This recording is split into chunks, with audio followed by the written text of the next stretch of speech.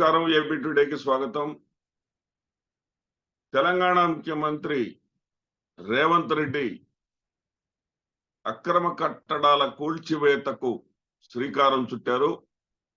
హైడ్రా అనే సంస్థను ఏర్పాటు చేసి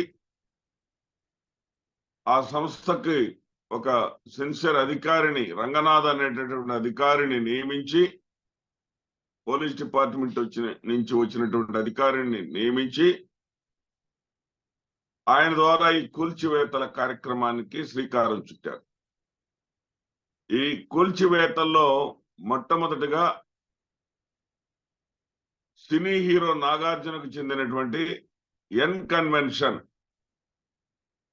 ని నేలమట్టం చేశారు. దాదాపు 3 ఎకరాలలో విస్తరించి ఉన్నటువంటి ఆ ఎన్ కన్వెన్షన్ ను నేలమట్టం చేశారు. ఈ సందర్భంగా ఆయన భగవద్గీతని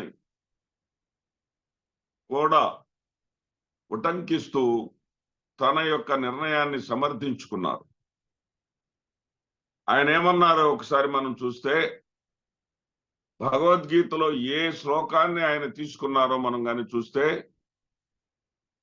కిం నో రాజ్యేన గోవింద కిం భోగై జీవితేన వాయేషం నో రాజ్యం భోగా సుఖాచ.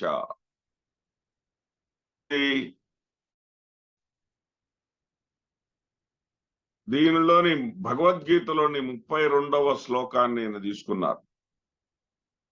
దీని అర్థం ఏంటంటే, ఓ గోవిందా, మేము ఎవరి కొరకైతే రాజ్యమును సుఖమును చివరకు జీవితమును కోరుకుంటున్నామో వారే ఇప్పుడు ఈ యుద్ధంలో నిలబడినప్పుడు వాటి వలన మాకు ఉపయోగం ఏమిటి? గురువులు, తండ్రులు, పుత్రులు, తాతలు, మేనమామలు, మామలు, మనుమలు, బావమరుదులు, ఇతర బంధువులు తమ ప్రాణాలను, ఆస్తులను త్యజించడానికి సిద్ధపడి నా ఎదుట నిలబడి నన్ను చంపగోరినప్పుడు నేనెందుకు వారిని చంపాలి అంటాడు. దానికి శ్రీకృష్ణుల వారు ఇచ్చినటువంటి సమాధానం ఏంటంటే, కర్మణ్యే వాధికారస్తే మా ఫలేషు కదాచన. ఆ శ్లోకం మొత్తం మనం సంస్కృత పండితులం కాదు కాబట్టి చదవలేము. ఆయన ఇచ్చినటువంటి సారాంశం ఏంటంటే, నీ విద్యుక్త ధర్మమును నిర్వర్తించటానికే నీకు అధికారం ఉన్నది, కానీ కర్మఫలంతో కాదు. నీ కర్మఫలాలకు నీవే కారణమని అన్నడు భావించకు. అలాగే నీ విధిని నిర్వహించకపోవటం పట్ల ఆసక్తిని చూపకు. అంటే చంపేదెవడు, చంపబడేవారెవరు, చంపించేవారు ఒకరున్నారన్న సంగతి గుర్తుపెట్టుకో. నీ పని నువ్వు చెయ్యి అని అర్జునుడికి శ్రీకృష్ణుల వారు హితబోధ చేసినటువంటి అంశాన్ని ఇక్కడ రేవంత్ రెడ్డి గారు ఉటంకించారు. ఉటంకిస్తూనే ఆయన ఒక మాట చెప్పారు. ఏమిటంటే, రాజకీయ నాయకులు దినచర్యలో భాగంగా తెలియకుండానే తప్పులు చేస్తూ ఉంటాం. తెలియకుండానే చేసేటటువంటి తప్పుల్లో ఇవి కూడా ఒకటి. ఆ తప్పుల చేశామన్న బాధ నుంచి ఉపశమనం కలగాలంటే మరి కొన్ని మంచి పనులు కూడా చేయాలి. మంచి పనులు చేయడంలో భాగంగానే దీనిని భావించండి. ఎందుకంటే గండిపేటలో అనేక చెరువులు, గండిపేట పెద్ద చెరువు, ఆ చెరువు ఎంత ఆక్రమణకు గురి అయిందో అక్కడ విలాసవంతమైనటువంటి భవనాలు కట్టుకొని ఆ విలాసవంత భవనాలలో నుంచి వచ్చేటటువంటి విసర్జితాలను, కాలుష్యాన్ని మొత్తం కూడా ఆ చెరువులోకే మనం వదులుతున్నాం. ఆ నీటినే మళ్ళీ మనం ప్రజలకు ఇస్తున్నాము. మనం ఎంత తప్పు చేస్తున్నామో ఒకసారి ఆలోచించండి అని చెప్పేసి చాలా చక్కగా ఉపోద్ఘాతం ఇచ్చారు. చాలా చక్కగా మాట్లాడారు. దీనిని అందరూ కూడా ఆహ్వానించవలసిందే.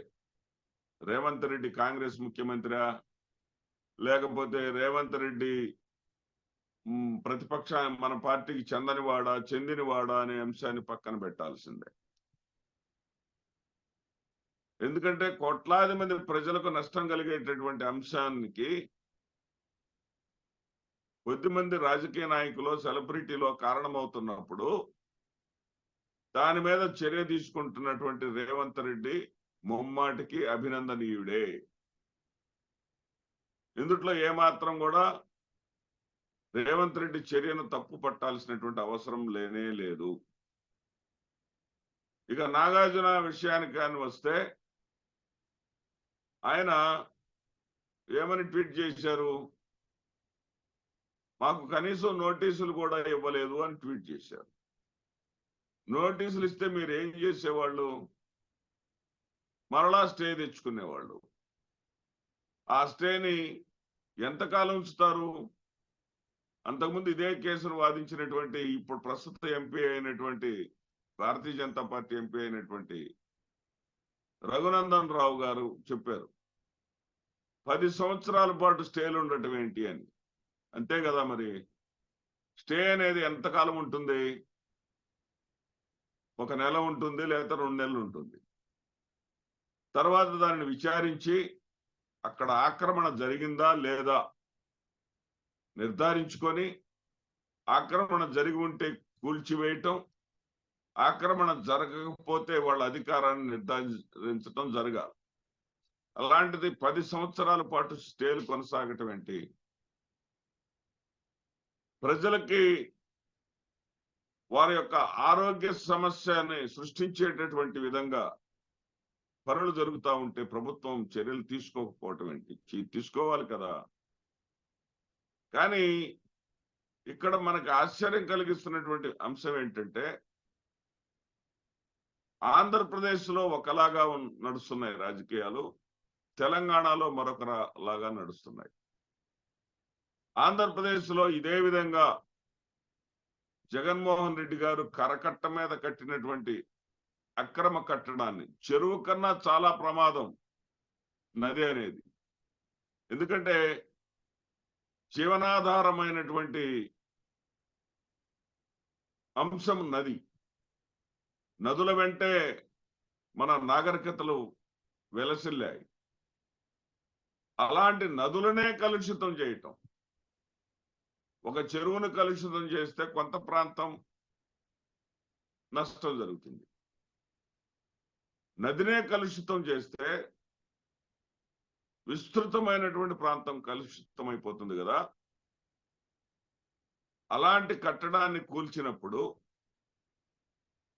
ఈ సోకాల్డ్, ఇందాక రేవంత్ రెడ్డి గారు చెప్పినట్లు దాంట్లో నా మిత్రులు ఉన్నారు, రేవంత్ రెడ్డి గారిని ఇంకా అభినందించి ఉండేవాళ్ళు.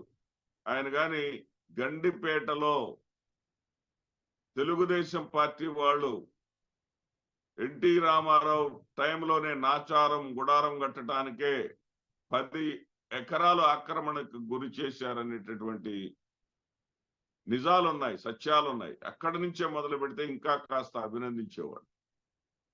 కానీ ఇక్కడ జగన్మోహన్ రెడ్డి గారు దానిని కూల్చివేసిన వెంటనే మిగతా వాళ్ళందరూ కూడా, ఆ ప్రక్కనే ఉన్నటువంటి వాళ్ళందరూ కూడా మొత్తం స్టేలు తెచ్చుకొని జగన్మోహన్ రెడ్డి గారు కాళ్ళు చేతులు కట్టిపడేశారు. తదుపరి ఏ చర్య తీసుకోకుండా అడ్డుకున్నారు. అదేవిధంగా విధ్వంస పాలనకి తెరదీశాడు జగన్మోహన్ రెడ్డి గారిని అని విధ్వంసంతో దాన్ని పోలుస్తూ, కాలుష్యాన్ని నిర్మూలించటం కోసం, పర్యావరణాన్ని కాపాడటం కోసం జగన్మోహన్ రెడ్డి గారు తీసుకున్నటువంటి నిర్ణయాన్ని వ్యతిరేక అర్థంలో విధ్వంసంతో ప్రారంభించాడనే దానికే ప్రాధాన్యం ఇచ్చారు ఈ సోకాల్డ్. ఈ రోజున రేవంత్ రెడ్డి గారిని పొగుడుతున్నటువంటి వాళ్ళందరూ కూడా. ఇక్కడ నాగార్జున ఏ పార్టీతో సానుకూలంగా ఉంటారు, లేకపోతే ఏ పార్టీతో వ్యతిరేకంగా ఉంటారని ఎందుకు వాళ్లే మీడియాలో చెప్పుకుంటా ఉన్నారు. నాగార్జున జగన్మోహన్ రెడ్డి గారు ముఖ్యమంత్రి అయితే వెళ్లి కలిశారు, చంద్రబాబు నాయుడు గారిని ఏ రోజు కలవలేదు. అదేవిధంగా రేవంత్ రెడ్డి గారిని కూడా 3వ తారీఖు నాడు, 4వ తారీఖు నాడో, 7వ తారీఖు నాడో ప్రమాణ స్వీకారం చేస్తే కలిసేవాడైతే వెంటనే కలిసేవాడు. కానీ కొందరి ప్రోద్బలంతో వెళ్లి నెలాఖరున 30వ తారీఖు నాడు కలిశాడు. ఇట్లా వాళ్ళు ఇష్టం వచ్చినటువంటి భాష్యాలు వాళ్ళు చెప్పుకుంటూ వస్తారు.